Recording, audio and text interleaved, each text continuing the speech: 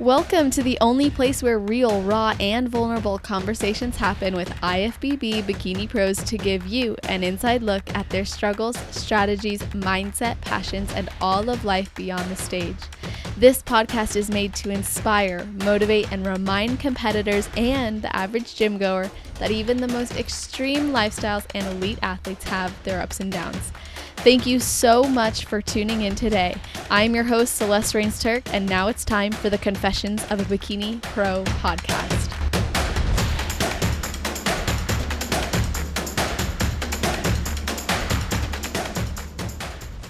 Today, we are speaking with an athlete who was born in India and moved to the United States at 10 years old. She won her pro card at her first national show, the NPC Universe, in 2023. She's a medical student, a second lieutenant in the Air Force, prep and lifestyle coach, as well as an NPC posing coach, and a personal trainer at Dean Caputo's Powerhouse Gym in Ohio, and a cat mom. I just saw her cat come on the screen. So if you're watching on YouTube /_fit, you might catch a glimpse. She has just completed her, what'd you say? You'll probably start running around. Yeah, she's like, I'm the Like star. the attention. I notice that with all the cat moms when their cat goes on, it's like, uh-oh, we got a new pro in town.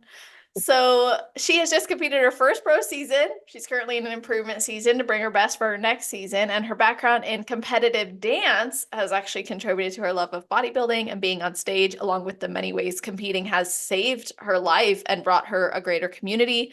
Welcome to the show, VERUSHQA Andrade. How are you doing? I'm doing wonderful. It's honestly, I'm just so flattered to be here. It's an honor. I'm very excited to share my story. I'm so happy you're here too, and I'm grateful. I was just saying to you before we started recording how awesome it is that there's so many more full circle moments that I'm having with competitors now, where they're like, I listened to you since I started, and now I'm on the show, and it's like, oh yeah, I've been doing this long enough where people have been in it for a while. Yeah, it's honestly amazing because I started following you and following your podcast since the very beginning. The very first podcast that I listened to when I first started in the sport. And it was so inspiring. Just listening to all these pros that you had brought on each episode and hearing their story and seeing them as more than just a pro. They're real humans and they go through a lot of things I was going through.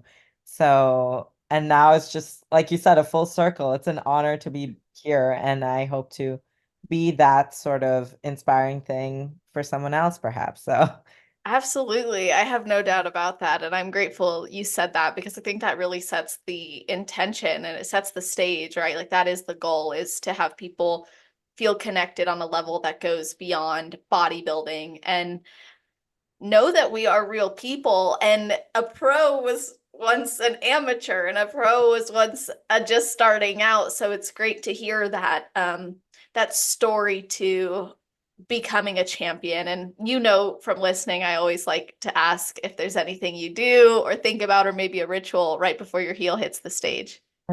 yeah, so I don't have a set ritual, I would say, but one thing I always do is I pray. I do a little prayer before I go on stage. It helps calm my nerves. Um, on show day, I'm very excited, but the minutes it gets closer to stage time, the nerves start kicking in. So just taking that deep breath, saying a little prayer, and then just saying to myself, okay, bitch, it's showtime, you know? So um that's kind of where I'm at. Like, because otherwise I may get in my head and I need to just remind myself, okay, you got this. You've worked so hard to get where you're at. And then just reminding myself, okay, I'm a badass. So all that work, time to show it, you know? Yeah, so that's basically it. And yeah, I love that. Getting in yeah. that headspace of like, let's showcase everything we've worked towards. I think too, you go through that reflection in prayer or that grounding through prayer, and you're reminded of everything that you've been through. So let's get straight into the nitty-gritty of your road to pro because you faced a lot of obstacles leading into your win at Universe, including a car accident that left you unable to walk for almost 2 weeks at 6 weeks out from Universe, while also going through relationship struggles and being in school. So can you just talk to us more about how you navigated these challenges and what they actually looked like? And then we'll kind of go into what that meant to you when you went pro. Yeah, so a few weeks, just that whole prep was just a hard time, I would say. I had just gotten into this relationship was very, very like I would say it was a very controlling relationship. And I hadn't been in a relationship for a while before then. I had taken a long time to myself, and then getting into this relationship, I just felt stuck for a long time. And I think I believe it just caused me to question a lot of my self-worth things.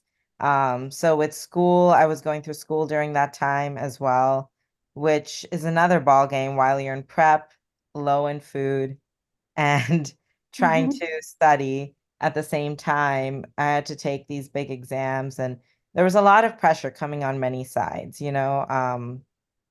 having this relationship that was like coming at me in an emotional aspect and being drained physically through prep and Mhm. then trying to be there mentally for school all just kind of took a toll on me. But I was pushing through. Honestly, prep is my lifesaver during that time. Yeah. Um, it's the one constant in my life, bodybuilding in general. So that's what I hold on to when everything's going crazy. And that's what I kept reminding myself that whole prep leading up to Universe. At least I have bodybuilding. That was keeping me afloat, basically. Um, so a few weeks um into Universe, I had gotten into a bad car accident on my way to my gym, and it just shook me up. So I had completed my first show of that season during that time. And then I was a few weeks into my very first national show. Um, and I remember that moment in the car. I, you know how when people have like near death life experiences, Mhm. things slow down, and things slowed down for me in that moment. Um, and just truly reminding myself of what really matters. Um, and I was going through so many different things, and the small stresses that I was going through went away during that moment. What I thought about was my loved ones, bodybuilding too. That went through my head. Um, and how I want to make an impact in this world. Like that's the main things that had gone through my head during that time. And when I was going into the ambulance on the way to the hospital from that accident, it was kind of amusing, but like the first thing I think about was I asked them, like the people, like, oh, will I be able to walk? Will I be able to train? Like, because that's Yeah, what was going in my head of because I was a course. few weeks out from nationals. And they're like, let's just see if you can walk first before anything. Um, but it's just something where when something happens like that, you really appreciate the small things, like being able to walk. Not being able to train for 2 weeks legs was a little scary for me because I was still planning to do the show. Mhm. Because I'm also very like set in my mind, and when I set my mind to something, I'll do it. And at that time, so when I was in the hospital, I had no family around. Um, and at that time, the person I was in a relationship with wasn't there for me. And that was one of the main things that made me realize it was a wake-up call. Like, okay, this is not the type of person I need to be with. I need to be with someone who I can rely on, you know? And the one person who was there for me during that time, since my family was far away, so they were with me just through the phone, but the person who was really there for me was um a trainer at my gym, Dean Caputo's gym, who actually ended up now is my partner in coaching. But we really bonded during that moment because she dropped everything. I told her it's okay, but she literally dropped everything to be there for me during that time. And she was there with me in the hospital and helped me through. Um, and she was saying, we'll walk around this injury. When the minute I start being able to use my legs again, we'll do things that maybe won't require bending my knee. So we did a lot of just hamstring things rather than quad focus things like that. And like my whole community, my whole gym community was there for me during that time. They became my family away from home. And that's what really pushed me through, I would say. Besides having that like mindset of this is what I'm going to do, having that support really helped take me there. And so through it all, when I had done a show in between Universe, but that was more just like a practice run. I actually was still limping during that time. Mhm. But I had also set my mind to that show. It's called North Coast Championships, which was run by my gym. Um, and I did it as something fun because I love just competing. And I didn't even know if I could be able to walk. I remember when I was getting tanned, my wound was still open Oh. and I didn't even know if it was going to get closed up. There was a big gnashing wound on my knee. And thankfully, the morning of the show, it like magically closed up. I'm like, okay, maybe I'm meant to do this. And I went on that stage, and my goal really was to just walk and make it look like I have no injury. Mhm. And after that, it just motivated me to continue on into Universe. Training was still hard during that time, but the minute I started being able to use my legs more, um, I went all in and um, wanted to bring my best to Universe. And during even that time, it was very encouraging to me to keep going because I would get messages from a lot of girls or even girls competitors at my gym saying how seeing me push through my injury really helps them see that they can go through any obstacle. And so that also like encouraged me, even though they said it was encouraging them, it encouraged me to keep going as well. And then I went into Universe with a mindset of, I'm bringing my best, whatever happens, happens. And Mhm. I'm just happy to be there and experience it. I had zero expectations because this was my first show. And I was just amazed at the girls backstage. I personally felt small. I didn't know, like, I was like, maybe I am in my head. I went through a lot of imposter syndrome um, during that time because, and even so now, I think a lot of people deal with the imposter syndrome. Even as a pro, you just don't feel like you fully belong, sometimes, especially as a new pro. Mhm. Um, but I've dealt with that in school as well. They call it white coat syndrome. I don't know Mhm. if you're familiar with that, Yeah. but um, the whole time into that, I was like, I don't know if I belong here. But the minute I was in Universe and on that stage, and then they kept me in center and held me there, I was literally shaking in myself. I don't know if the judges could tell, but I was just shaking, couldn't believe it. And it was such an amazing feeling victorious, basically, and not just for that placement or win. It was victory over everything I'd gone through, the bad relationship, the doubts, the self-doubts I had in school, the self-doubts I had in everything, just competing. It all went out, and I was like, this is why I continued and where I am where I am today, despite everything I went through. And it actually defined me. It made me stronger. And there was a lot more than just that pro win on that stage.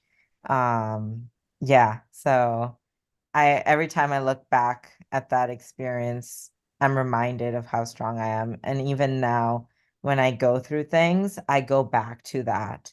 Because there was just so much that went in that time. Um, yeah, so you can honestly get through anything just as long as you keep going. That's such a great story of overcoming and facing difficulties that you don't even know what the other side looks like. You're really just put in a position where you have to take it one day at a time, and you don't have family near you. And so to have a friend come through who's there for you is amazing. And to have the encouragement of the gym and your family, your gym family there is so wonderful. And it gives you maybe life or hope where you don't always have it. And sometimes I tell people, hey, if you don't have belief in yourself right now, you can borrow it from me because I believe in you. You know, borrow your belief from other people if you need to, just to get through to the next day. And it sounds like you were doing a lot of that. Now, I want to backtrack to what you had said was a near-death experience, essentially. Everything slowed down. What exactly happened with the car accident that put you in a position where you were not able to walk? Yeah, so that car accident, my car was basically totaled. Hmm. And I had gotten a very deep wound in my right knee. I still have a big scar to show it. Um, and no broken bones, nothing like that, but it was so deep to a point where I wasn't able to bend my knee at all. I had to keep it completely straight. Yeah. And so walking was a struggle because you don't realize, but like you bend your knee all the time Always, yeah. when you're walking. And so training was out of the question, cardio was out of the question. So that wound, though, it seemed to be healing well. And Mhm. then a week after, I started seeing just signs of cellulitis. And that's something, it's basically like infection in the skin Oh that no. can go into the blood eventually. And basically, it didn't look like an infection. So for a while, I thought it was just my foot was like my leg was inflamed. It Right. looked 3 times the size of my other leg. But I thought it was just inflammation. And then I started feeling my skin. It was hot to the touch, and just the things I've learned in school. Hmm. And I may have gone a bit later than I should have because I just waited a bit longer, but it had spread down to my ankle, Wow. its infection, and up to my hip. And Mm. so at that time, I was driving a rental car, and I was the stubborn me. I should have called for help, but I decided to drive. And, of course, the person I was in a relationship kind of just kind of disappeared on me for a bit. So I could have called a good friend, and a lot of my friends were quite upset when I told them this. Of course. I decided to drive on my own with my one foot to the ER, and then admitted myself in the ER. No one knew about it. And um I was there all day, and I remember I was studying. I had boards during that time too, which was so Hmm. difficult. Um and I spent the all day in that hospital, and then the doctor had finally come in and showed me how far it had spread, and thought I he would want to admit me, and I was just, I did not want to be admitted. A main reason because I was a few weeks out from Universe, and Yeah, I was still like going at it as much as I could. I was mostly right. lifting, I was just lifting upper body. And I knew if I was admitted in the hospital, I don't know when they would let Mhm. me out. And he finally said, okay, since you're young, I'm hopeful that you'll fight this with oral antibiotics. And so then we'll see how it goes. If anything happens, come back. And thankfully it got cleared with oral Good. antibiotics. I didn't have to go back. Because that would may have meant I wouldn't have been able to compete. So that was the extent of my wound, basically. But then Um, even taking oral antibiotics, like as a competitor, everything you do, your body's so sensitive to it. Yeah, so you're risking like, okay, how's my gut gonna respond to this? Am I gonna be inflamed? Exactly. And that's what I was very nervous about too, is how I'm going to respond to that, and also how I'm going to let out all that water my body was holding on to, not just with the medications, but just with being inflamed. Um, Healing? yeah, exactly. Um, so we just had a few weeks into Universe, so I was just hoping that everything just went smoothly. And thankfully, the minute I started getting healed from that infection was mostly what was holding me, like it was delaying my healing process. So even my wound was having a hard time to heal.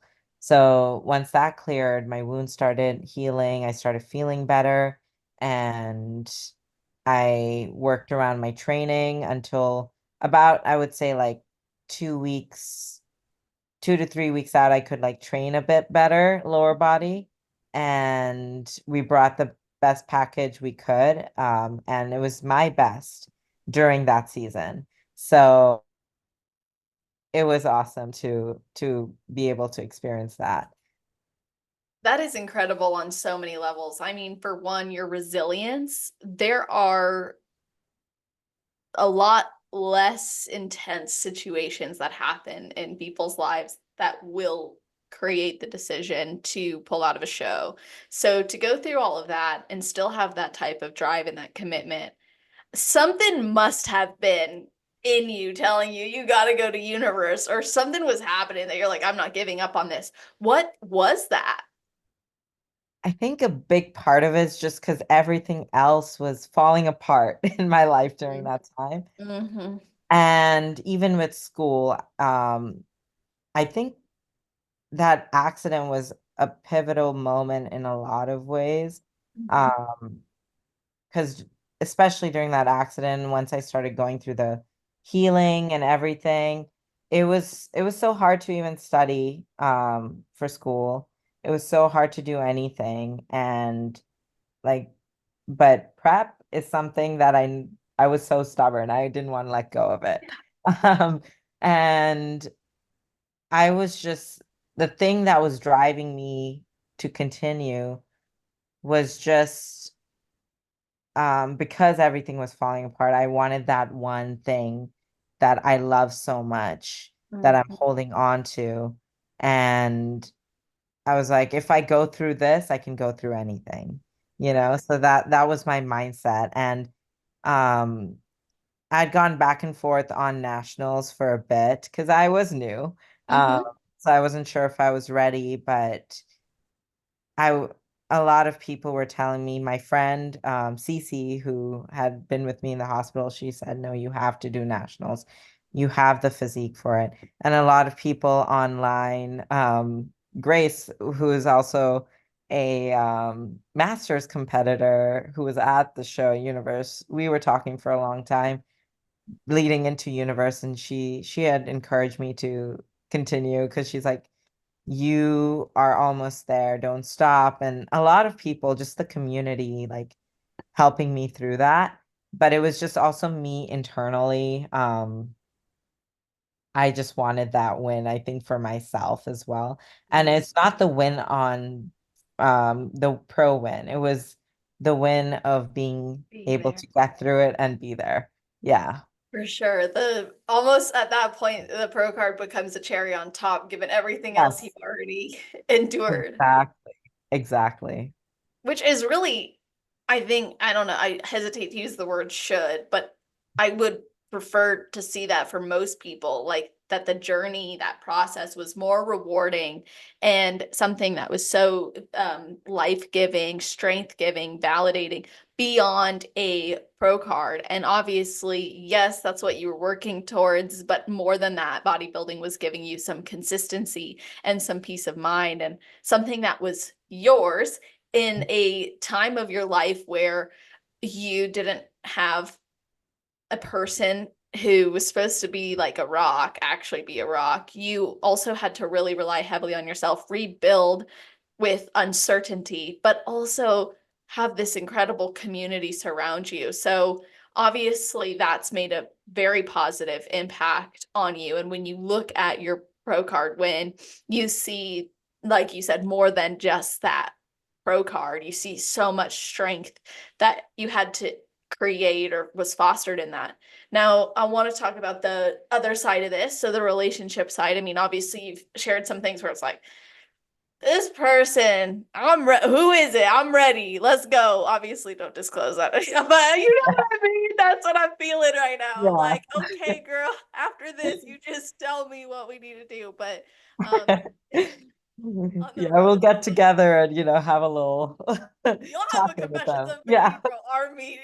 Yeah. Like, I don't think we'll have any trouble getting people in this fight with us.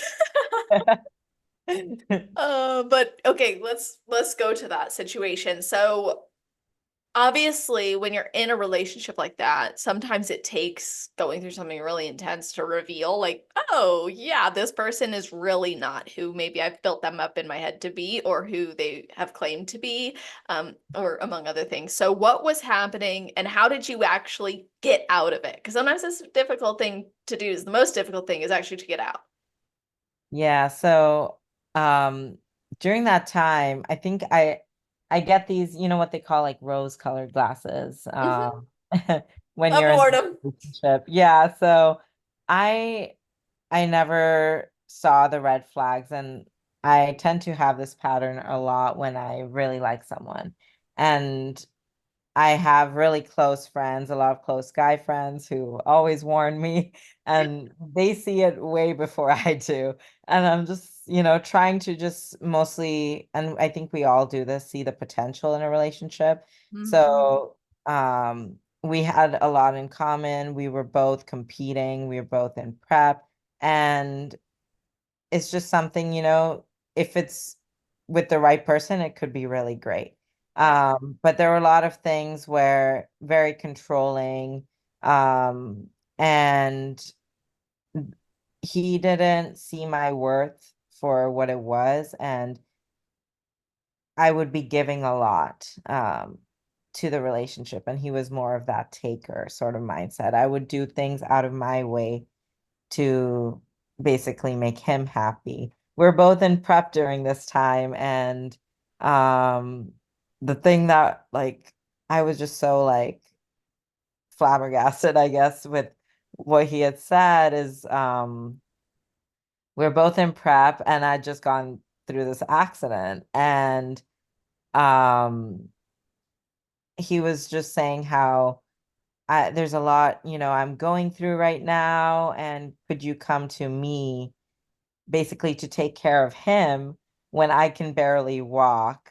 And um and that's what I did. I shouldn't have, but I one-legged drove to him to serve his needs, because that's all he thought about was just his needs and like what he's going through, even though we're both going through prep. Um and then I was going through an accident, which was even, like a lot on me. Um, and so that kind of lit up on me, just that little like warning sign. And so a few weeks after, um, or into universe, I had basically like told him like, I think you're in a spot where it doesn't seem like you're ready to be in a relationship because you're very focused on you and your Mhm. goals. We took it very amicably, I would say. It could have gone worse. But after speaking to my friends and just finally just sitting down to talk to him, it went surprisingly amicable and well because we're both also in this industry, I think. So we wanted to not cause or create any drama. So, yeah, so he understood and we left it at there. Fair enough. Yeah, I think we can all relate to seeing people with the rose-colored glasses and kind of engaging in like the build a man mentality. Like, okay, well, I see the potential. Therefore, if I do this Mhm. consistently for them, then this will happen. And it's like magical thinking that we engage in an effort to hopefully create what we maybe were once promised or convinced of in them. And then Exactly. you can't deny the truth any longer when you see it enough. Yeah, and that's what my dad had always told me this. My stepdad, I can't quote it as correctly as he does it, but it's something about men date as they see what it is like versus women date for potential. Hmm. And I personally do that a lot. I see what it could be versus what it is. Um, and that's where we can get caught up, you know. And it takes sometimes people around you who love you to like shake you, you know, and remind you.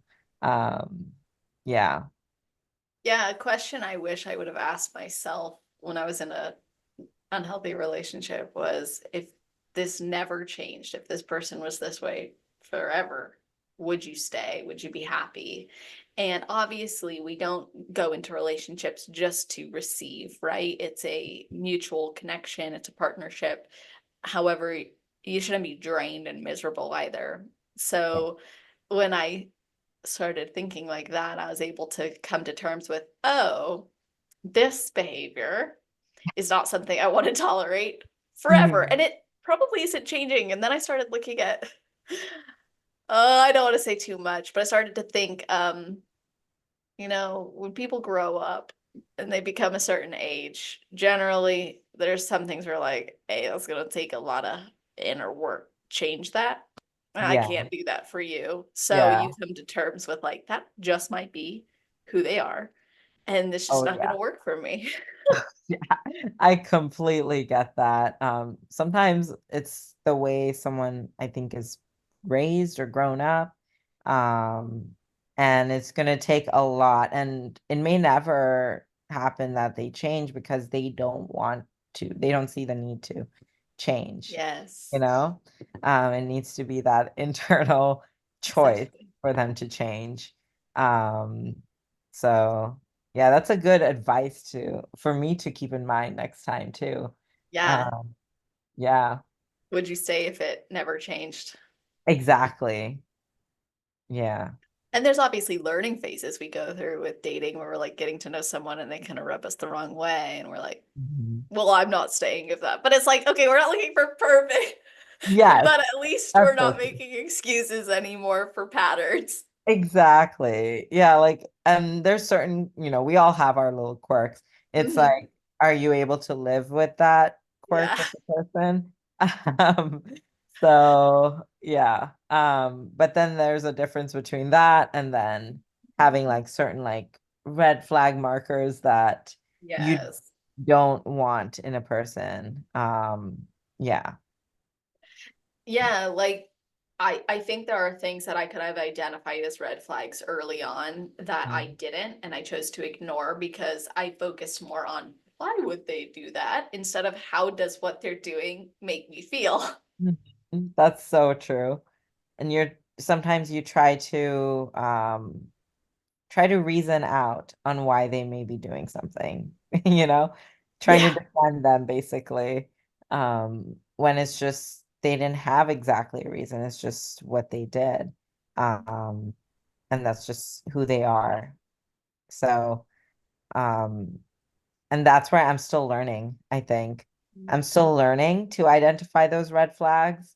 I'm noticing them now. And honestly, with each relationship, because I've gone into a couple bad ones and it's a pattern. It has been a pattern for me to be in a similar type. So I'm trying to step out of that now. Um, but each relationship we go through, I think it's learning. It's a learning experience, and I've learned a lot about what I want in a person and what I don't. So I never exactly regret any relationship I've been in, because I've learned a lot, even with that relationship that I was in leading up to Universe. I learned a lot about myself and how naive I could be as well, and now what the values I want to look for in a person. Um, yeah. So Good. I'm in some way grateful to him in some ways, I guess, because I've learned about myself and he pushed me to go through universe because I just had that like mindset after that. Um, so indirectly, everything we go through can be a blessing in some ways, you know? Absolutely. When people ask like about regrets, specifically about uh the relationship, I always think like that's such a hard question to answer because it's like obviously maybe you regret not addressing the red flags as soon as you saw them or ignoring them. Maybe, but at the end of the day you don't because it potentially formed a more conscious version of you who's aware of these things or who stands up for herself or who identifies her needs more clearly or who doesn't settle for negative treatment or maltreatment and who Mhm. does pursue her goals and her dreams at a higher level. So I think there's like I guess how I view it is God works in it no matter what. So even if we stay and it's not healthy and God doesn't want us in it, he's still working through it. That's so true. And there's a light at the end of the tunnel. We just, in the midst of it, we don't see it, and we don't know what it's going to look like at the end, but definitely God has his hands on it at all times. So, um, yeah, sometimes it's just hard when you're in it, I think. Um, yeah. I appreciate you also being so vulnerable about like how you've identified it as a pattern in your life because I'm sure there's other women who are listening right now like, "Oh my gosh, that's me," or "I've been doing that too." And to come to terms with that is sometimes like is confronting, right? We're holding up a mirror and we're like, "Oh yeah, I should probably do something different if I want something Exactly. different." And I think because I've done a lot of self-reflection on this too. I started just going to a therapy or a counselor about this and just with everything. And I'd never gone through therapy at all or like Mhm. counseling or anything until shortly after nationals, like after Universe, I started because I was dealing with a lot of that things, self-worth with school and with my relationships and a lot of things. So walking through that with a counselor and doing a lot of self-reflection, I think a lot of times we fall into those relationship patterns is because we don't realize our own self-worth in a lot of ways, so we settle for that sort of treatment. And sometimes it's just like really like realizing that you're worth a lot more than what you're getting and to break away from that. That's the hardest part is break away. Sometimes you're comfortable in that situation. And for me, I was very comfortable in that situation for a long time. And it took a lot of courage to break away from it and realizing that I shouldn't tolerate this for myself. It's more addictive to be in a situation where someone is inconsistent because Mhm. you like, oh, now I've got it, and then it's gone, and so you're, is it coming? Is it? And then it's here, and so that's an addictive pattern versus someone who's consistent and healthy and reliable, all the things that we should really be looking for. It's not as addictive after you've been through some of those things, which can make it difficult. That's so true. Don't they call it like the highs and lows of Mm. something where you get like, like love bombing and you Oh get yeah. bombed and then when they pull away, you're craving for that Yeah, sort of feeling exactly. again. Things like that. So like the addictive thing that you brought up reminded me of that. But Mm-hmm. it's very true. Um, yeah. Yeah, and you bring up a good point about self-worth too, because I think there's certain areas of life where you can feel very worthy, very confident, very sure of yourself. And then there's other areas where you're like, oh, I actually have a difficult time expressing what I need or feeling that my needs are worth expressing or even meant to be met at all. Yes, that's so true. Um, and just like I think with that, it's also like people with perfectionist mindset, they Mhm. may um question that a lot, when things don't go a certain way. And that's one thing I've realized with everything, just with life, things don't go exactly as planned, even Oh, with I hate universe.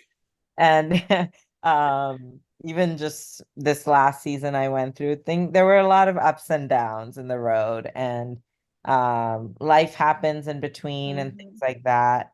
And when things don't go as expected, or maybe even like with a show, a placing or something, you can really, really reconsider your self-worth in that way. You put a lot on your self-worth through those things. Um, but you have to realize the bigger picture and the real wins in life, going through all that and still going through and making it through. And with placement, it's like looking at improvement from show to show versus a number, because the placement is just based on who shows up. So I think self-worth can be seen a lot of different ways. Self-worth in bodybuilding, self-worth in relationships, career-wise. Yeah. So it's a lot of self-reflection. I think it's good to do for ourselves. Um, and I'm only recently starting to do that more. Because I used to not really focus a lot on mental health and um, ideas of self-worth and things like that. And when it all hit me at once, I think I was bearing things for so long, and then it all hit me that time during the accident and everything.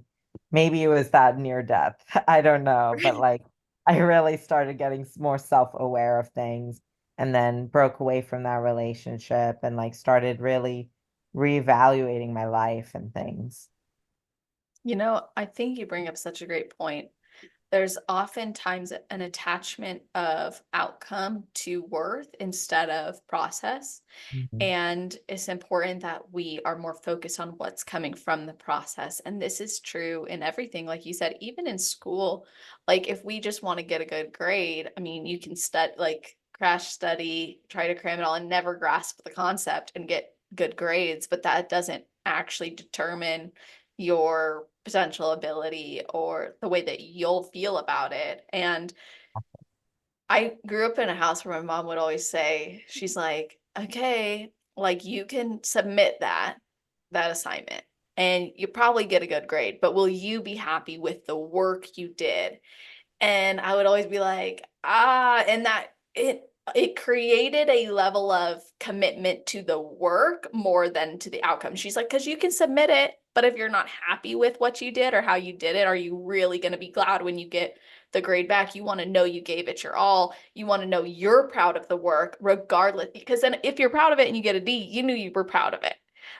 And I thought, that can be applied in so many circumstances. And you said you've gotten like the white coat syndrome, you've had the imposter syndrome in these areas. So, in what ways has actually like focusing on your mental health supported you in maybe more of that self-belief or self-worth? Yeah, so with the imposter syndrome thing, I've dealt with that a lot. With just schooling. It's a big thing in medical school, and I'm sure in a lot of fields, um, because we're put like in medical school, like all the things we go through to get there, and then we're finally there, and now we're training to be a doctor. It's huge, and sometimes I think even doctors now go through imposter syndrome at times.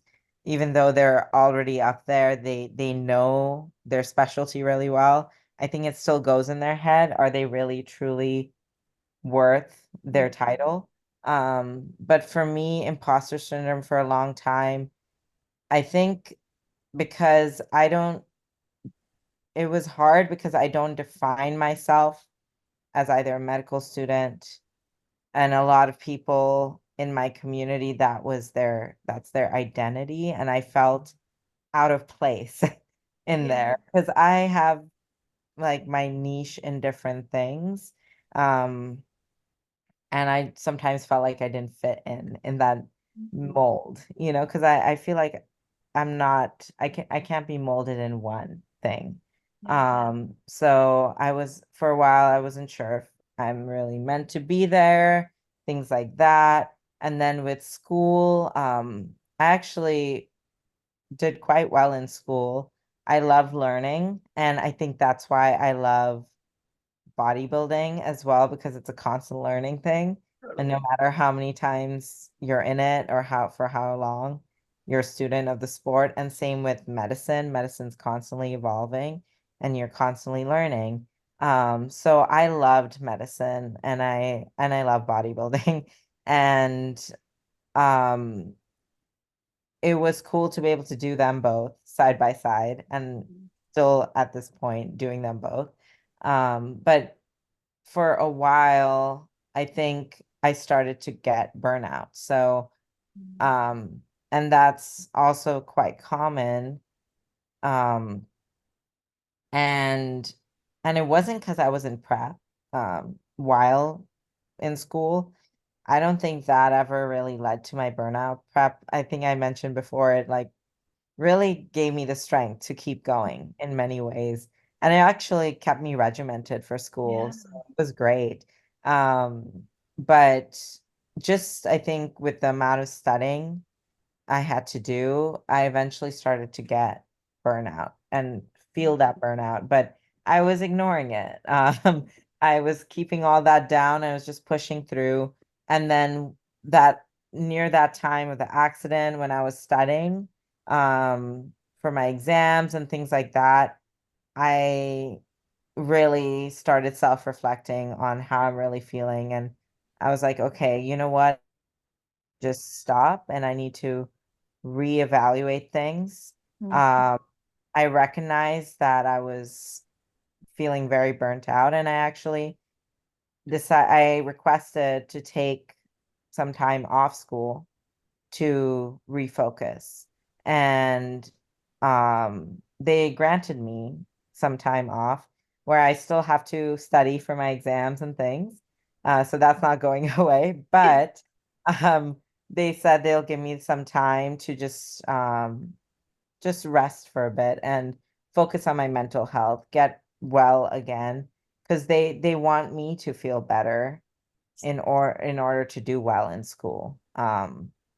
So, and for me too, I started not loving medicine as much as I used to because of that feeling of burnout. Mhm. And I didn't like that. And like you had mentioned about loving the work rather than just Mhm. what you're submitting, I started studying in a way that was okay just for that grade or that score versus studying to learn to be a good doctor.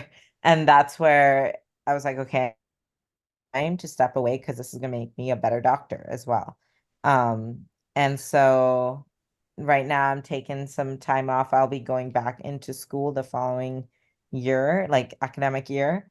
But um that's where I think your question about me focusing on my mental health, that was the first time I prioritized my mental health because I used to always push things down. And Mhm.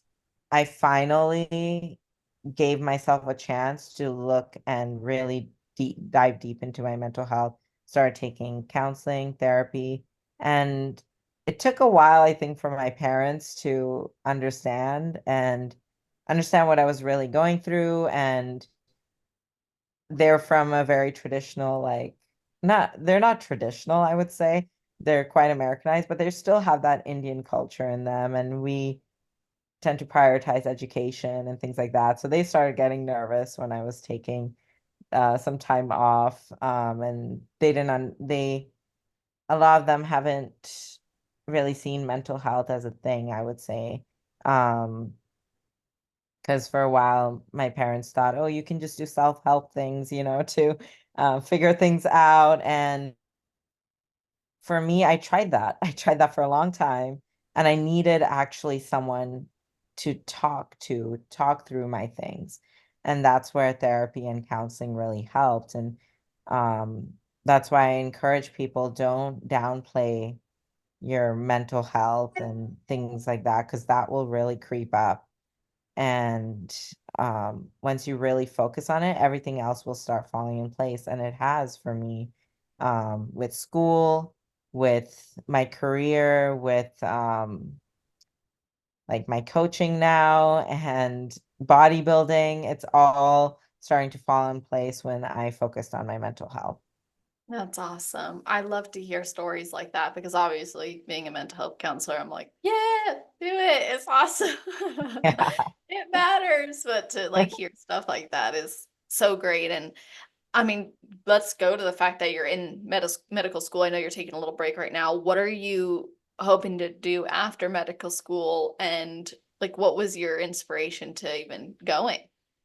Yeah, so I love that question. It's a question, they ask just even getting into medical school. Yeah. But I would say my reasons have changed actually. Mm. And I mean the core reason is still there, but it's slowly changed as I've been in medical school on like what I want to do. But one of the main things. So I'd always been interested in medicine. I'd been interested in science growing up as a kid. Um, and I loved biology. I thought the human body was very interesting. So I love the science aspect of things. But late into college, around like middle of my college or junior year or so, my older stepbrother, he was actually diagnosed with leukemia. And seeing him go through everything he had gone through, um, it really, like, being there in the hospital and witnessing everything and how his life had been like changed through the nurses and the doctors there, it made me want to be that, for I felt very helpless during that time because I wasn't a doctor yet. And I was happy that he had good doctors in his life. Um, he did pass in 2019, but his experience in the hospital um was really good. Like he had a great staff taking care of him. And during that whole time, I just was like, man, I wish I was a doctor already because I would have the tools to help him. And it really pushed me further to pursue medical school. And one day I hope to make him proud as a doctor. And make a difference in other people's lives. Since I couldn't for him, I want to do it for others. And so that was one of the main reasons to get into medical field. And since then, I really got into like not exactly sports medicine, but I got into athletics a little bit because I was a competitive dancer for my whole life. And that was one thing I did want to also work with is athletes and dancers, even before getting into bodybuilding and taking my love for athletics and medicine together. So I knew I wanted to do something that integrates them. And for a long time, I thought PMR or sports medicine. But now I'm actually, and it may change again, like closer into it. Yeah. I'm leaving my mind open, but I'm thinking of doing something where I could do eventually my own private practice. Because in the first couple of years, I'll be serving as a doctor in the Air Force since I'm within the Air Force. But eventually, I would like to transition into getting my own private practice, opening up a clinic where I can do recovery things for athletes, include body work in there as well, but also doing like some aesthetic medicine, but also doing like offering IV drips and things that athletes can get an all-in-one basically clinic. Maybe offering blood work, and things like that. So I would love to do something like that where I can incorporate my love for medicine and working with athletes and just anyone else. Doesn't have to be athletes, even though it's like geared towards them. It's for anyone who just wants a healthy lifestyle, just being able to be that for them. And for a lot of competitors, I think um, having a doctor who understands competing and bodybuilding would makes a huge difference because a lot of doctors are not aware of like what this sport really is. And like if you get injured or something, they'll just say, take a break, or don't train as hard. But I know what it is really, what that means to the competitor, and I would do my best to um, help them without having them give up, something they love, things like that. And so I know I want to be somewhere in that realm. Eventually open a private practice of myself and offer aesthetic medicine, sports medicine, things like that. Um, so yeah. That's awesome. So you're going to school right now with those visions in mind. We know that that could potentially change. You're doing this while in the Air Force, right? So what do you do as a second lieutenant, correct? Yes. So I'm in the HPSP scholarship program. So that's a health professional scholarship program. Currently I'm not active duty, so the only thing that I've done for the Air Force at the moment is go through officer training school.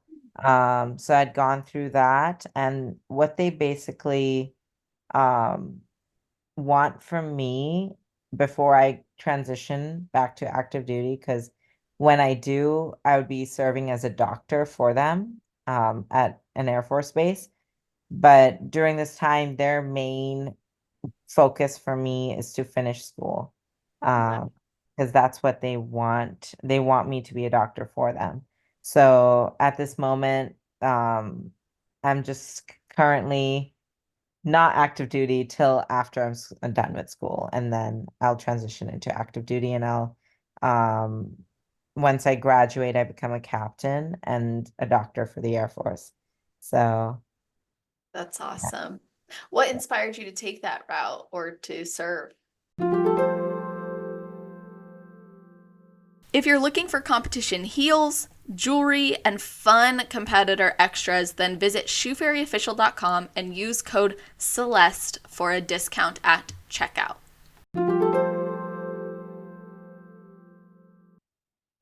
Yeah, so I had gone back and forth on it a lot actually.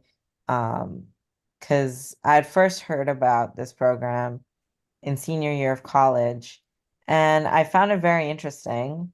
But I never actually committed. I'd learned a little bit about it and I wasn't sure if that's something I'd want to do. It sounded kind of intimidating. But I always had that like desire, I think, um to serve and serve in any way I can. And for my case, it would be through medicine because I always want to be able to use whatever tools I have to do good for the community. And um, with the Air Force, I'd gone actually started off looking into Army, and Mhm. then I eventually transitioned into Air Force. But I think my main thing is like I would love to give back in any way I can. And I love the Air Force community. So my ex fiance actually, he was in the Air Force. So I was very like integrated in that community for a bit. Um and a good friend of mine who is actually going to be getting married next month. Uh, and I'm a bridesmaid in her wedding, but she's also a lieutenant and now captain actually in the Air Force. And she really inspired me. She's like a big sister to me. Mhm. And she had gone through medical school. We both went to the same college, Point Loma in San Diego. And she was like a couple years older than me, so seeing her and I really spoke with her. I had long conversations with her about like what's life like being in this program in the Air Force, and I was really considering it. And my parents were a bit nervous because they didn't know what what that Yeah. would mean. And after some discussions, they were actually very excited for me. And when Wow. they actually learned what it was about, um, and through the Air Force, I I learned a lot just going through like the training for the Air Force, and you get so many experiences, and it's another amazing community, and I'm all about community. So that's what led me to find eventually pick the Air Force. And yeah, it's been great so far. And it's an honor to serve and do whatever I can with the skills I have. And that's basically, I think, what's fulfilling to me with my career is being able to give back to all the communities that I feel um, one with, the bodybuilding community, medical community, and the Air Force community. And that's why I say, like, it's so hard to mold one person in one Yeah. community, you know? So I want to give back in any way I can to all three. Um, yeah. That's wonderful. Your passion and your heart is felt and appreciated. Seriously, it's amazing and admirable as well. And clearly, like you have that desire to serve, whether that is through your eventual medical education in the bodybuilding world, you're serving a lot. I mean, locally, even you work at the gym and you also do the online coaching business, but you also train in person, you host posing clinics, glute workshops, you do intro sessions on a complimentary basis even to help people. So how do you manage that type of a schedule? Because that's a lot going on top of Yeah. studying. Yeah. Um, yeah, I sometimes wonder how I do all that, but at the same time, I think because I love everything I do, I'm Yes. able to balance it. A main thing, though, I would say to help with the routine is having a routine, writing things down, planning it Mhm. out in your day. So then I can fit time for studying and doing everything else like my training schedule. I can make my own schedule based on client preferences, and then I work around that to figure out my study schedule. Um, and it's honestly been awesome. Like I feel blessed, to be honest, to be able to do everything that I'm able to do. Um, Sometimes it can get hard, I'm not gonna lie. Sometimes it feels like a lot on the plate and it gets overwhelming.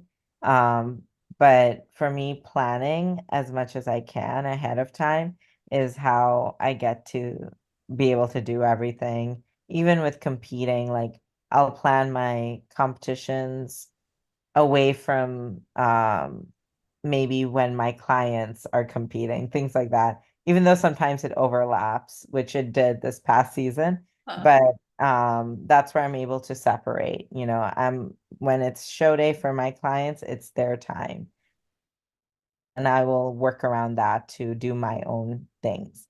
And same thing with my training at Dean Caputo's gym. I honestly, I love training. I mean, I'm an athlete to begin with. Always worked out even before bodybuilding. I was always I active. was And wondering about that so, because you've had a good amount of muscle. yeah. Yeah, because for a while I was into dance, and then when I stopped dance, I went into I was actually into CrossFit for a long time. Okay. And I did a little bit of like normal like bodybuilding type training at the gym. So I would do a mixture because we had like a school gym with my medical school, and so in breaks I would go work out there, and then I would also do some CrossFit, and I just love training. Yeah. So that's why I think I love training people as well. I love pushing people. And with the training, it's actually a lot of people would ask me then, like, oh, do you compete? Because I think I trained basically like I competed, but I Oh, didn't know anything about the sport. But I would get that question a lot, and it was like a seed in my head, like planted. So I thought about it, but I was like, oh, I don't know, because CrossFit is a lot of it is training for, I guess, like strength, performance sort of thing, and I didn't know anything about the bodybuilding diet or anything. So it's a different thing training for aesthetics versus, performance. Um, so I wasn't sure if that was really for me. And but I always had that in my head, like the curiosity.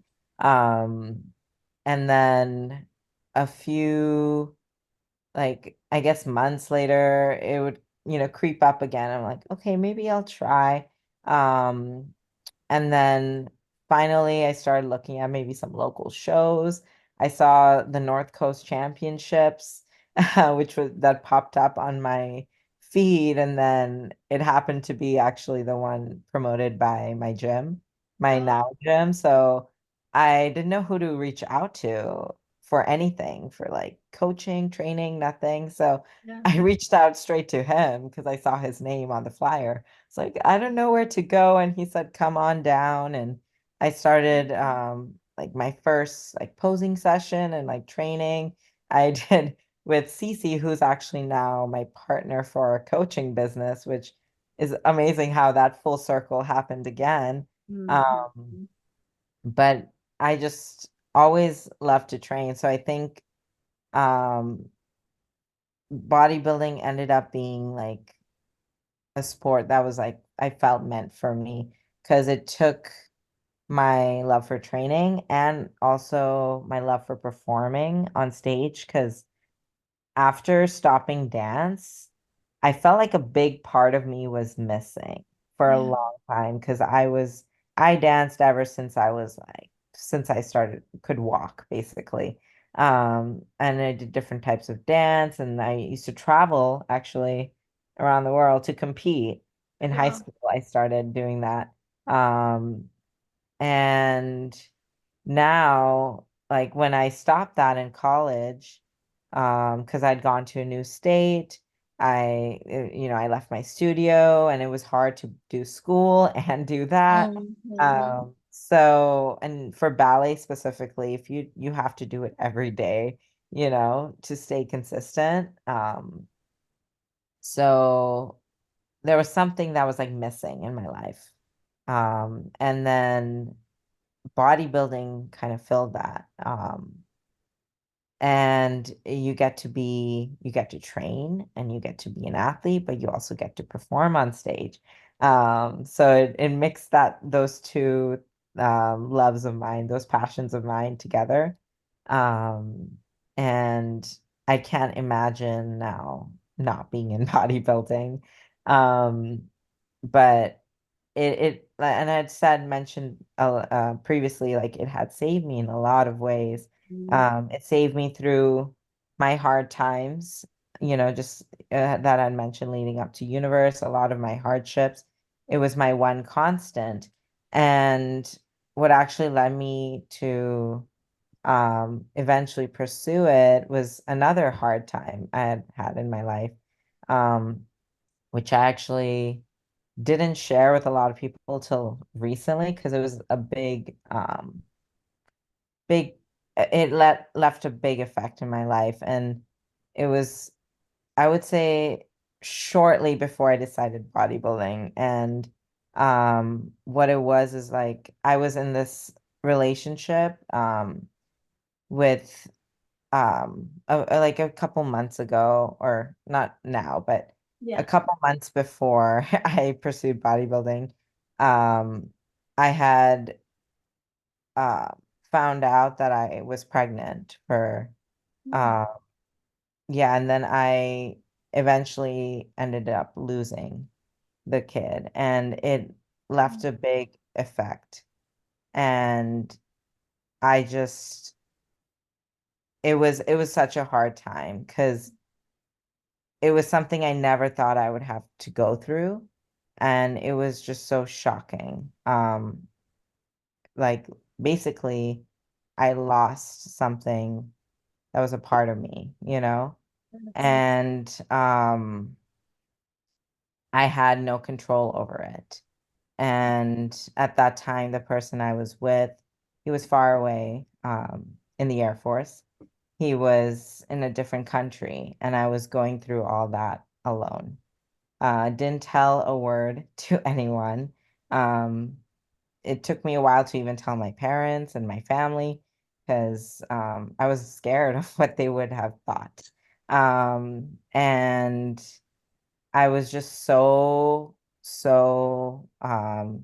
like down, and just was going through life, but like not really going through life, if that makes sense. Yeah, totally. And everything was just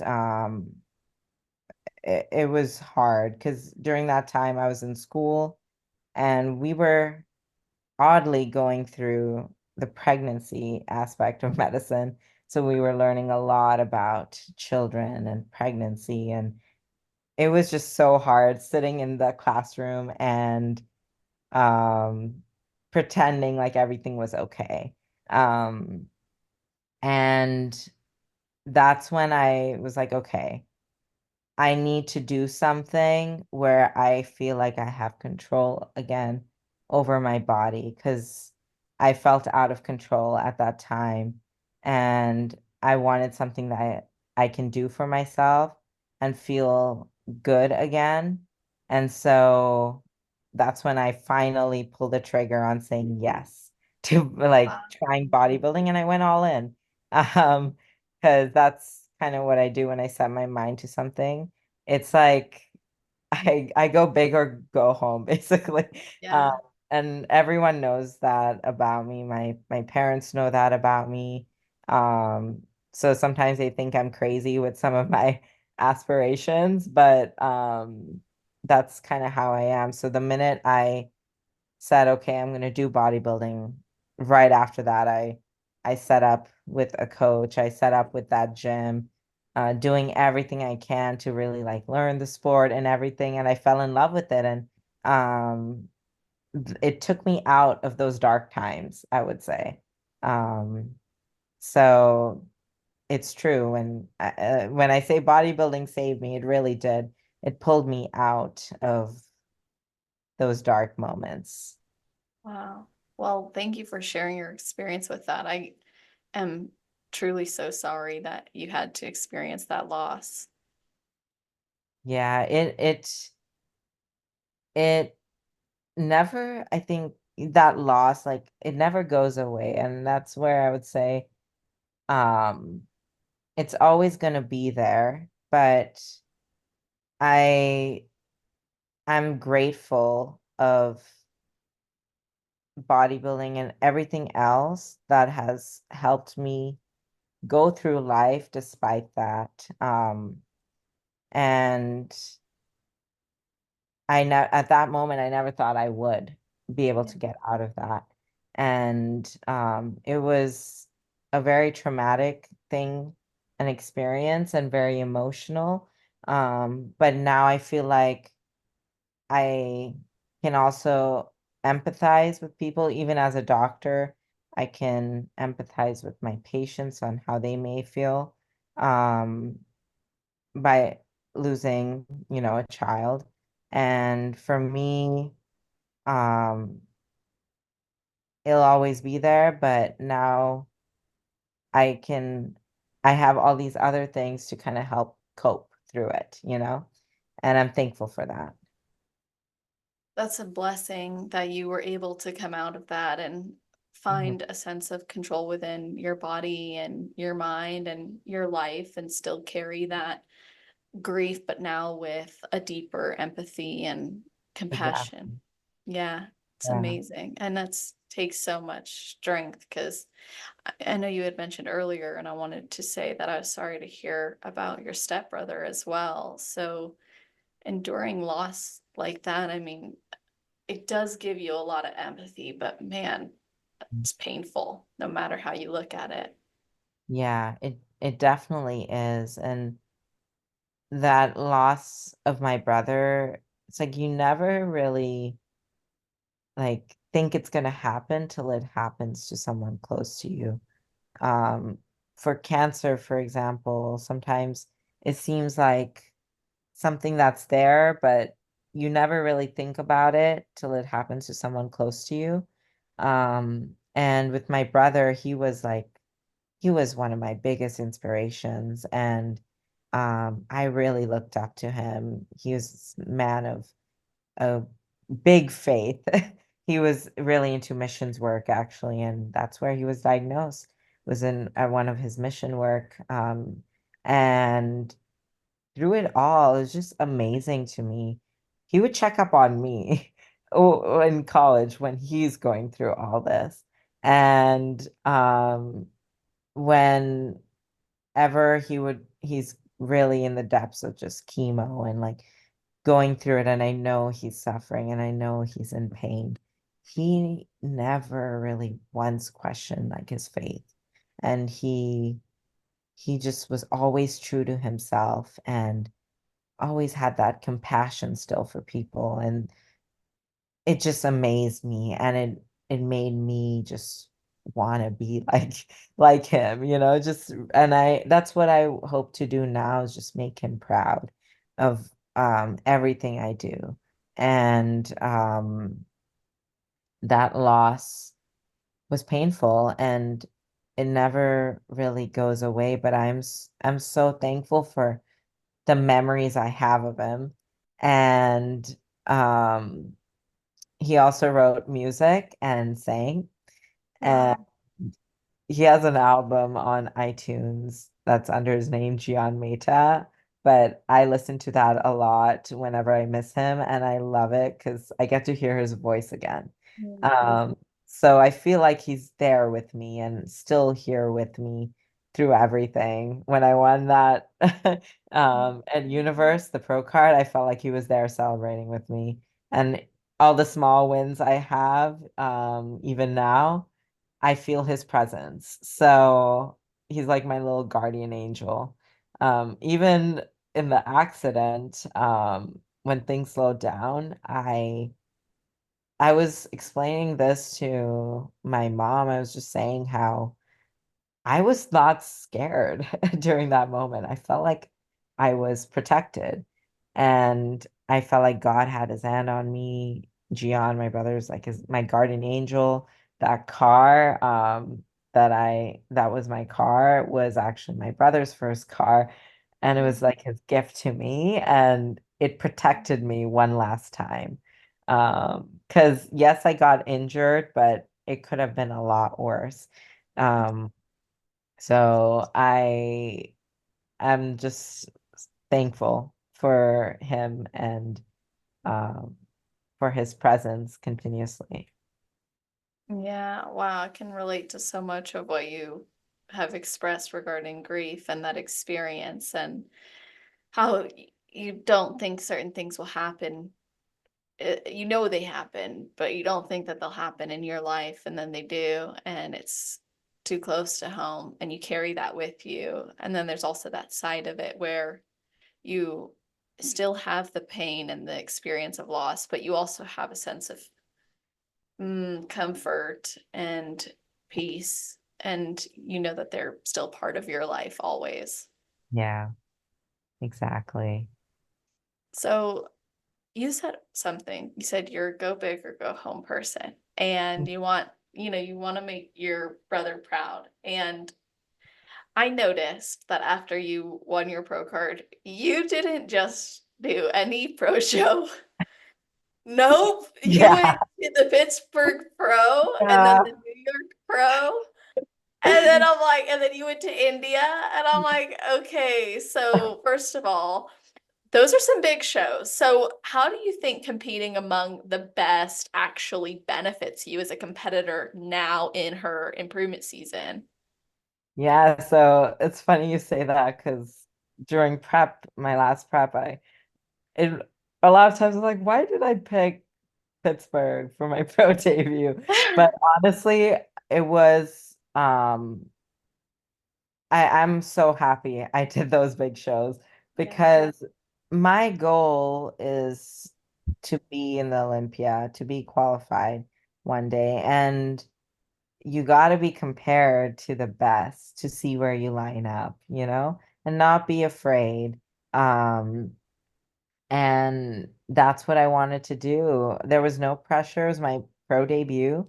And that's what I had to keep in mind. Um, the expectations are not there, Mhm. and so I just have to go in, show my best, and see where I line up with the best.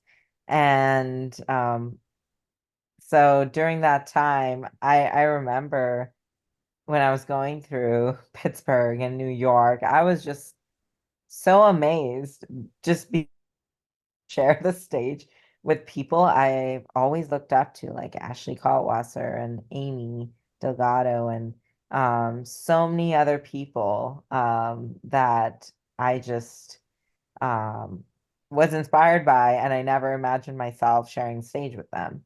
And it was an amazing experience. And I learned a lot with each show and got really good feedback that I now am able to take in my off season. Um, so Pittsburgh went, I would say the experience was really well. My peak got messed up. So I was doing really well into the show and then kind of got a little messed up with the peak. But then the following shows, like I had switched coaches, not exactly for that one mistake. There were a lot of things leading into it, but I last minute had a good friend of mine coach me, and we went to New York with a better package because they had told me to come in tighter. And I was holding on to some water with some of the peaking things. And so New York was awesome. They loved the conditioning and things. So I got feedback from each show, and my goal was just to improve with each show and take judges' feedback. Um, and now I have a better idea on what they want from me into an off season. And now I'm working with James, and I'm very excited. James is I always don't know how to fully pronounce his last name. It's like Ayoti or Ayot. But you Uh-huh. know what I'm talking about. Yeah, I've had him on the show, and now I can't remember how we pronounce his Yeah, name. I always mess up his last name, but I'm very excited for um, my next season. I'm already feeling good and have a good feeling, Hmm. uh, and hoping to prep maybe early for early next year shows. But right now, just focusing on my improvements, bringing up my glutes basically. And then coming in next time with a good tight package with fuller glutes. So I am excited for that. But backtracking to my shows, New York was amazing because it was the same venue as Universe. So it was like a Oh, yeah. flashback to that time. And I just loved it. It was the same exact stage and everything. And it just was such a great vibe and great feeling being up there again. Yeah. Um, and now I'm getting to go back on that stage as a pro. That was just such a cool feeling.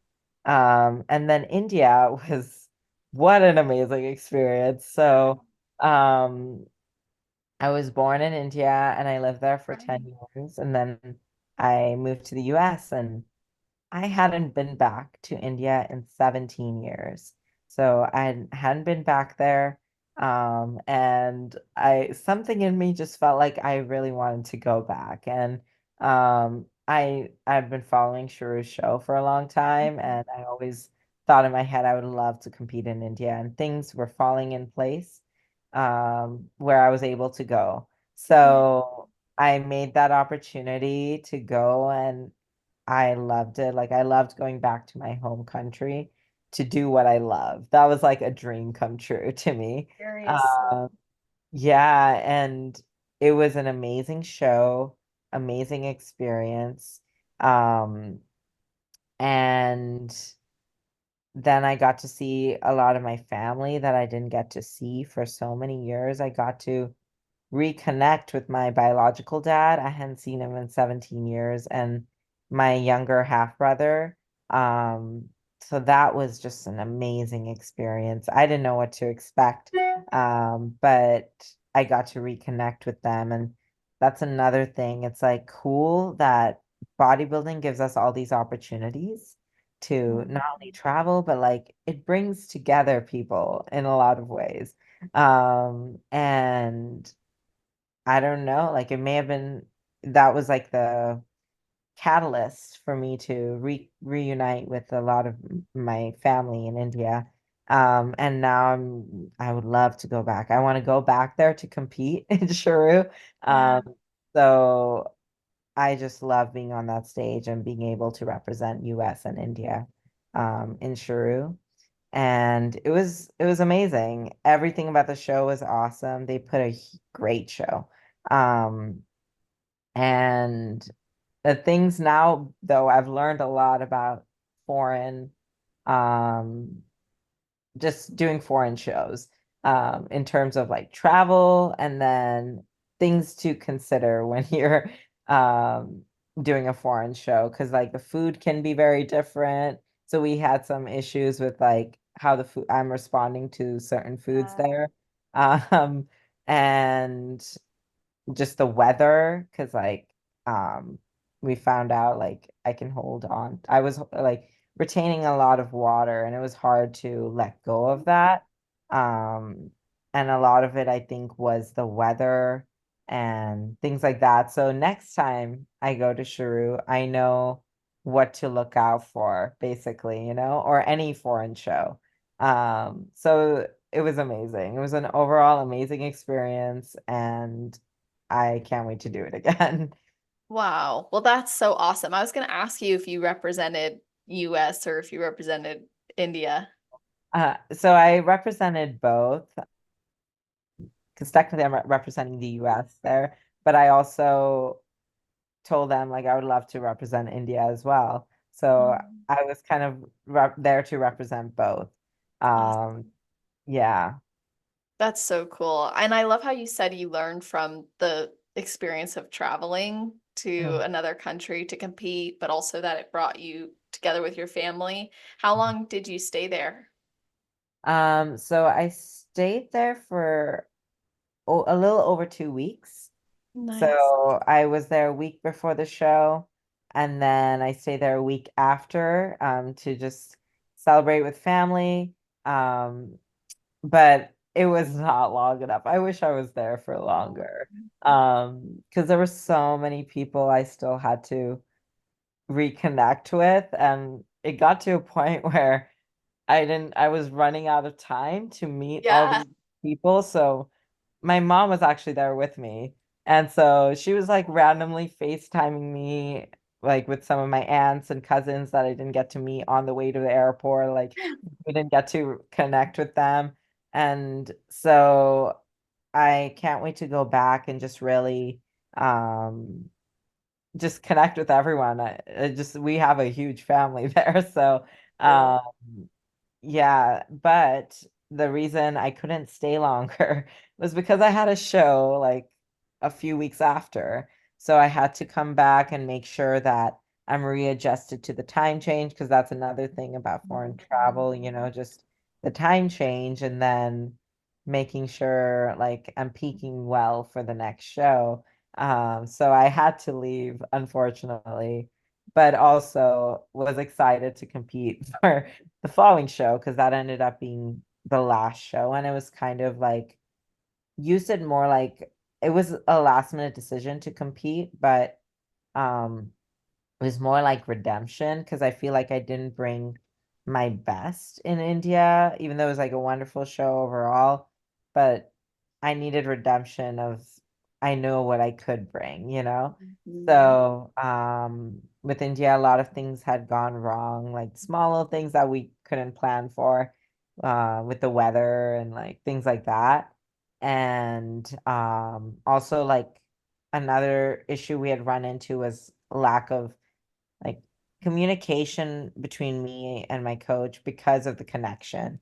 So I was relying on hotspot a lot there, but the hotspot connection was very bad in the venue.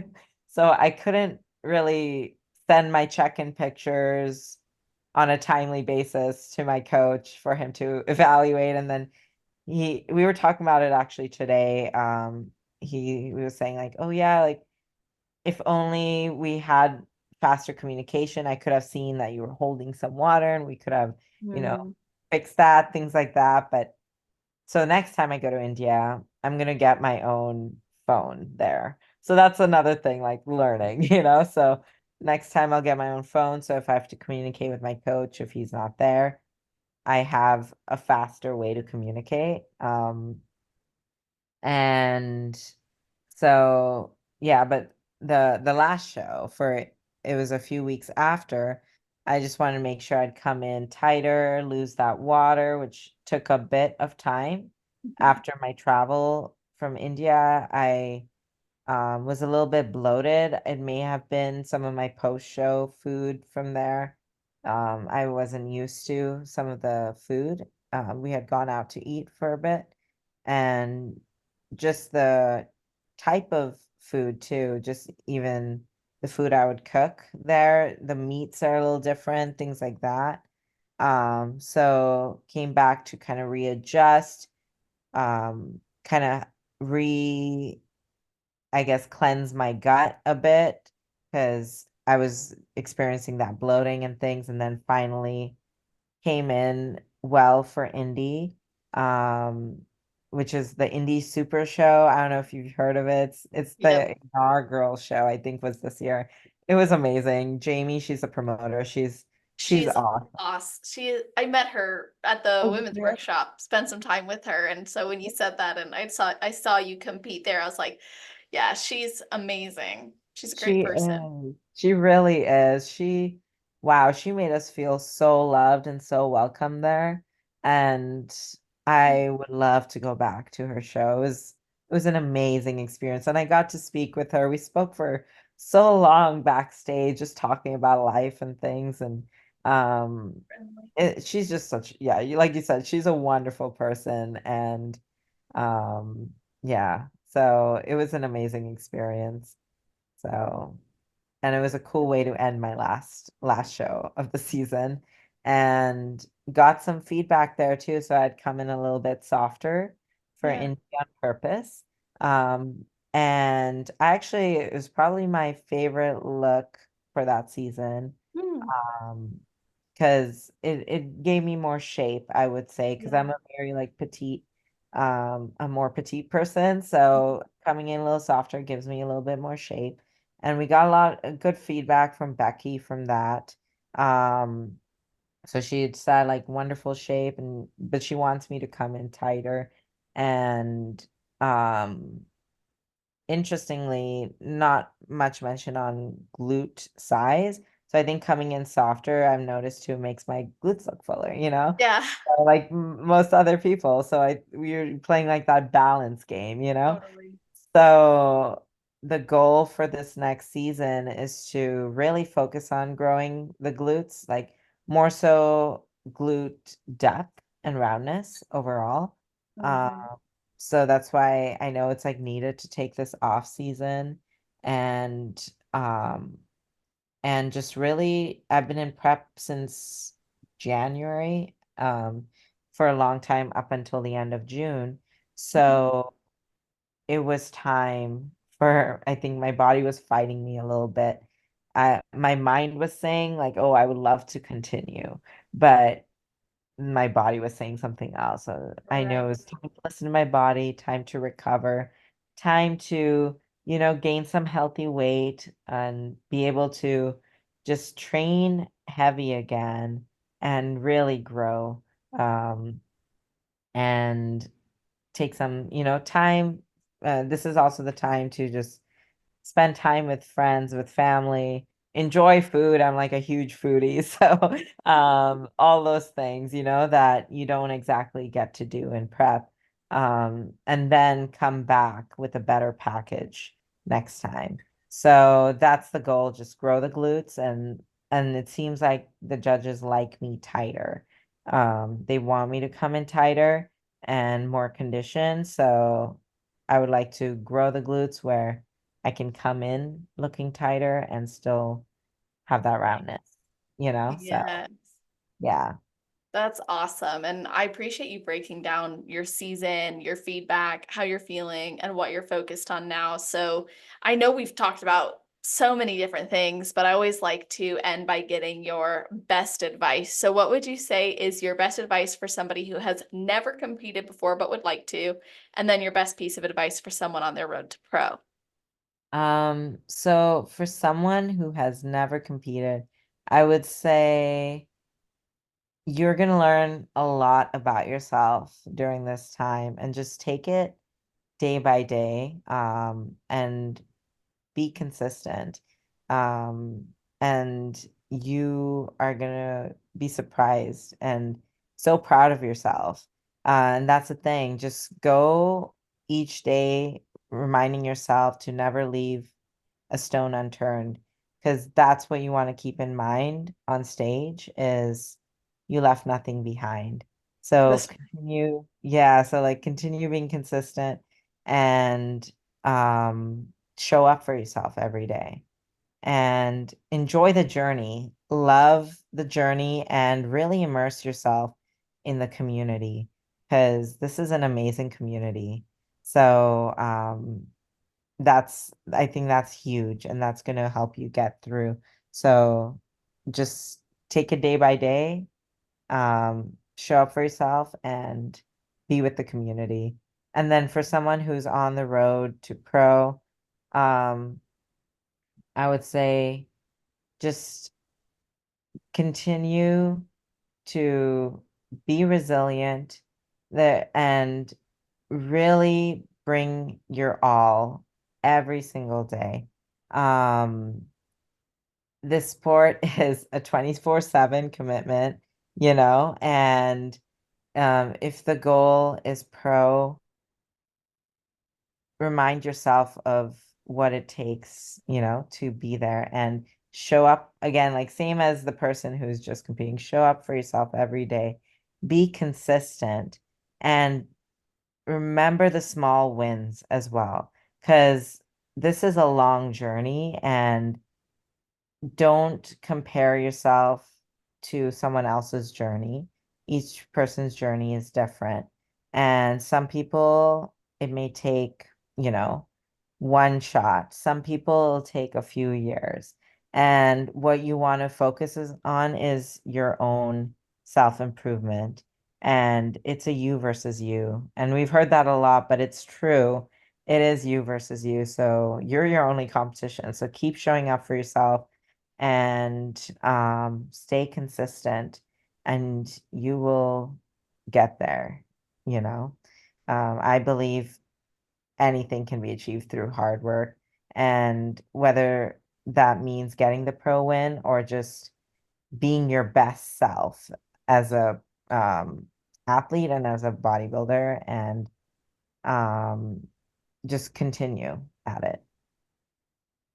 That's so good. I mean, as someone on their road to pro, I appreciate that insight a lot. And I think that it's so good, and it's really a great summary of everything we talked about as well, and what we find our worth in, and how we enjoy the process and overcoming all these challenges and proving to ourselves what we're capable of. And I'm so grateful for how vulnerable and how real you were today, and I'm just blown away, honestly, by your depth and everything you were willing to share. So I'm sure other people listening are going to want to not just tag you and say thanks for coming on, but also probably reach out, because you shared a lot of relatable topics that not a lot of people have someone to talk to about. So how can people connect with you, and maybe how can they work with you as well? Yeah, so definitely I'm on Instagram, and you can reach out to me with any questions about life or prep coaching, whatever. So my Instagram is Verushka, VERUSHQA underscore IFBB Pro. And also you can reach out to me through my coaching Instagram, which is Jadoo Coaching. Jadoo means magic in Hindi, by the way. So it's JADOO Hmm. coaching. Um, yeah, and then if you ever want to train with me and you're in the local Ohio area, I personal train at Dean Caputo's Powerhouse Gym, and you can get a free session with me, and I would love to work with you. That's awesome. And we'll make sure all of that's in the show notes page. So you guys, that's always on celestial.fit/podcast. Of course, if you're listening right away, it'll be at the top of the page. If you're listening in the future, scroll down to the category section, which is alphabetized. Not only will you find all the links to connect, but also you'll see a full breakdown of the episode in summary format, as well as a bulleted list of topics we covered and episode timestamps, so you can go back and listen to your favorite parts or share it with your teammates, your friends, your family. Let them know what resonated with you. And of course, tag us, let us know what you thought. It goes such a long way for the podcast, of course, but even further for the athletes who come on and courageously share so openly about their journey. It means a lot to us. So, Verushka, thank you again for coming on. Thank you for having me. Yeah, it was truly my pleasure. It was. And to everybody listening, I hope you all have an amazing rest of your day, night, or morning, wherever you are in the world while you're listening to this episode.